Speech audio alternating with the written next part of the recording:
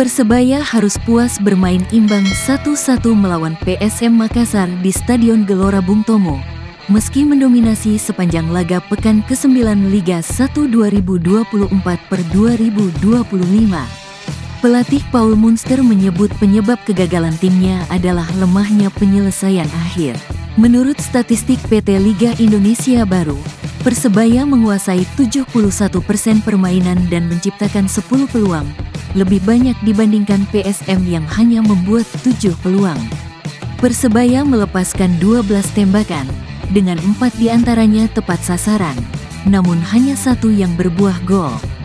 Di babak kedua, Kasim Botan gagal memanfaatkan peluang emas meski gawang sudah kosong, sementara tembakan Flavio Silva yang tinggal berhadapan dengan kiper malah melebar.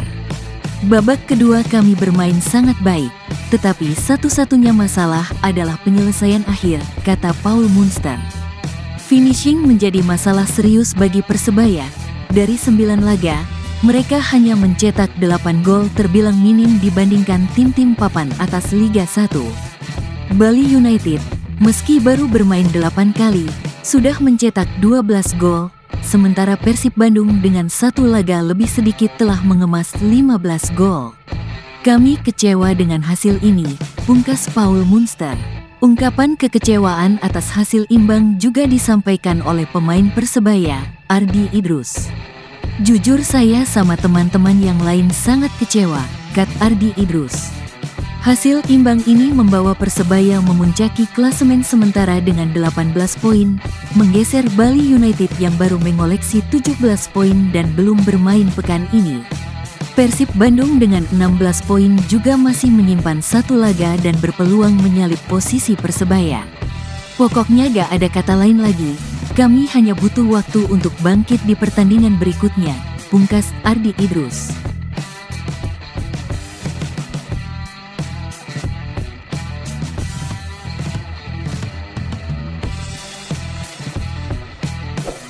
Gelandang Persebaya, M. Rashid, mencetak gol keduanya untuk tim saat melawan PSM Makassar di Stadion Gelora Bung Tomo, Rabu, tanggal 23 Oktober tahun 2024, malam. Gol tersebut menyamakan skor menjadi 1-1, yang bertahan hingga laga usai. Rashid merayakan golnya dengan emosional, melepas dan mengangkat pita hitam di lengannya sebagai penghormatan untuk Rudy William Keljes, tokoh besar sepak bola Surabaya dan Indonesia, yang wafat beberapa jam sebelum pertandingan. Rudy Keljes pernah menjadi pemain dan pelatih Persebaya serta Niak Mitra. Ia juga melatih Arif Catur dan Rizky Dwi, 2 pemain Persebaya saat ini, dalam tim Jatim pada PON Papua 2021. Saya sangat berduka untuk Opa Rudy dan juga Coach Stefan.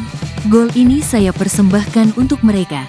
Semoga keluarga yang ditinggalkan diberi ketabahan, kata M. Rashid, Kamis, tanggal 24 Oktober tahun 2024.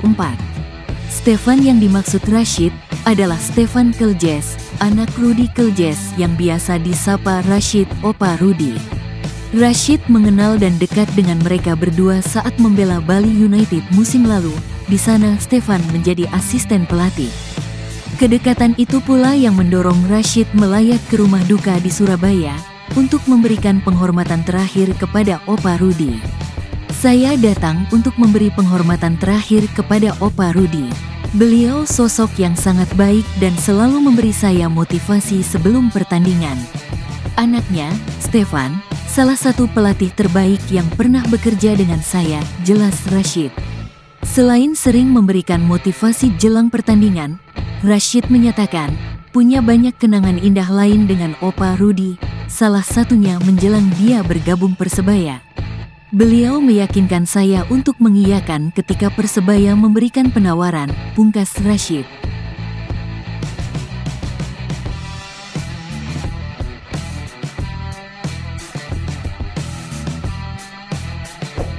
Persebaya Surabaya harus puas bermain imbang 1-1 melawan PSM Makassar pada pekan ke-9 Liga 1 2024/2025 di Stadion Gelora Bung Tomo. Di balik hasil tersebut, pelatih Paul Munster melontarkan kritik terhadap kinerja wasit yang dinilai tidak konsisten dan lambat mengambil keputusan penting. Munster semakin kecewa karena gol Juran Fernandes pada menit ke-16 tidak ditinjau melalui VAR, meski ada indikasi offside. Gol Juran Fernandes tidak dicek dengan VAR. Mengapa? Apakah itu offside? Saya tanya wasit, tetapi tidak ada jawaban.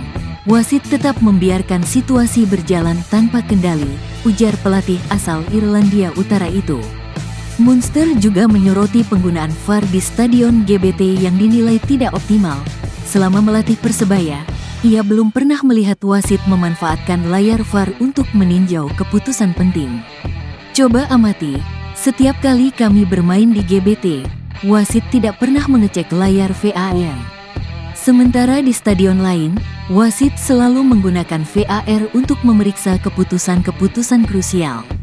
Di sini, tidak pernah, ucapnya. Ini membuat kami terus-menerus membicarakan soal wasit setiap pertandingan dan tidak ada perubahan yang nyata, tutur Paul Munster. Munster menyoroti rendahnya kualitas wasit di Liga 1 Indonesia, yang menurutnya tidak menunjukkan peningkatan tiap musim. Ia bahkan membandingkan kinerja wasit Liga 1 dengan wasit di Liga 2 dan Liga 3. Kapan kami akan mendapatkan wasit yang benar-benar bagus di Liga 1? Saya tidak tahu. Kualitas liga ini tidak akan pernah meningkat jika kita terus-menerus berbicara soal keputusan wasit yang buruk, kata pelatih berlisensi UEFA Pro itu. Saya mencintai Indonesia dan sepak bolanya, tetapi kenyataannya ini tidak baik. Bukan hanya saya, supporter juga kecewa, dan ini terjadi di setiap pertandingan, katanya.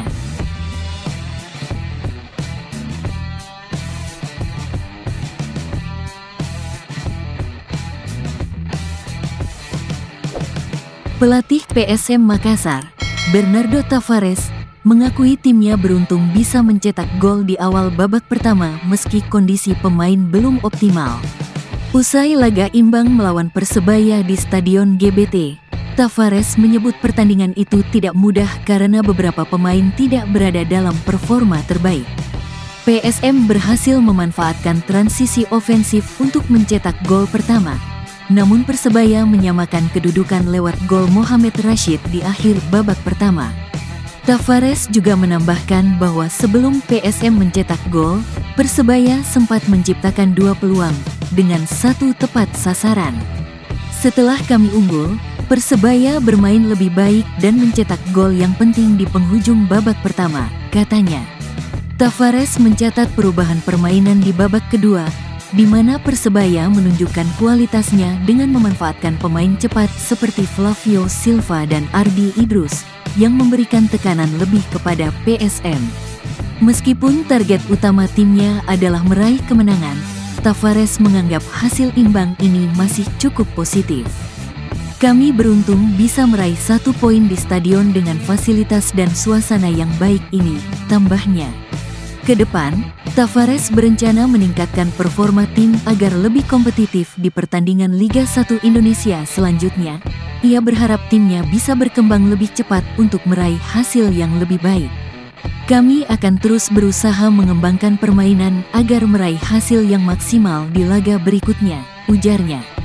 Sementara itu, pemain PSM, Syahrul Erlasinari, menyatakan bahwa seluruh pemain telah berjuang keras untuk memenangkan pertandingan, meski akhirnya harus puas dengan hasil imbang.